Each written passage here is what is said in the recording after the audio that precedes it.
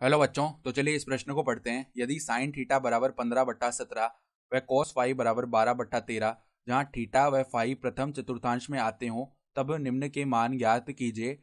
Ten theta plus phi. तो यहाँ पर देखो, हमें टेन थीटा प्लस फाई का मान बताना है। तो प्रश्न में आगे बढ़ने से पहले इस प्रश्न से संबंधित जो मुख्य उदाहरण है उसकी हम चर्चा कर लेते हैं। तो देखो, मुख्य उदाहरण देखो क्या हो जाएगी। हम एक सूत्र जानते हैं कि टेन ए प्लस बी, इसका मान क्या होता है? टेन ए प्लस में टेन बी बट्टा में एक माइनस टेन ए टेन बी, ये होता है सूत्र। ठीक है।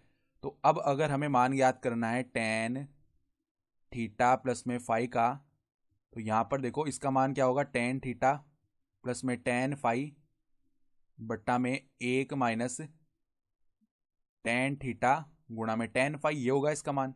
तो हमें दो मान याद करने की जरूरत है, एक तो टेन थीटा और एक टेन फाई।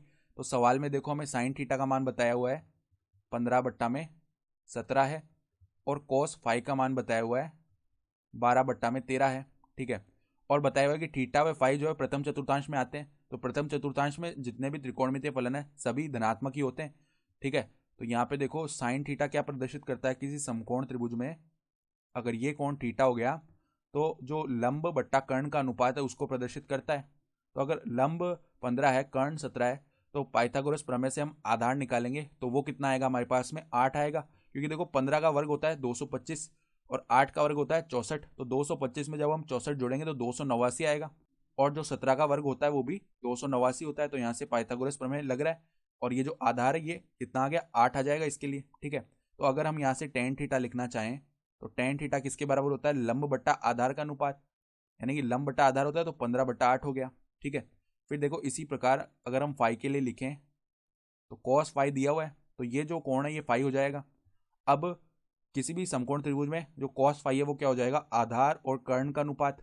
तो अब लंब निकालना है। तो देखो 13 का वर्ग 169 होता है और 12 का वर्ग 144 होता है। तो 169 में से 144 घटा देंगे तो आएगा कितना? 25। फिर उसका वर्गमूल लेंगे तो आ जाएगा 5। तो ये हो गया, पाइथागोरस प्रमेय से निकाल लिया हमने। तो अगर हम यहाँ से टेन फाई का मान लिखें तो वो क्या होता है? लंब बट्टा आधार, यानी कि 5/12 आ चुका है।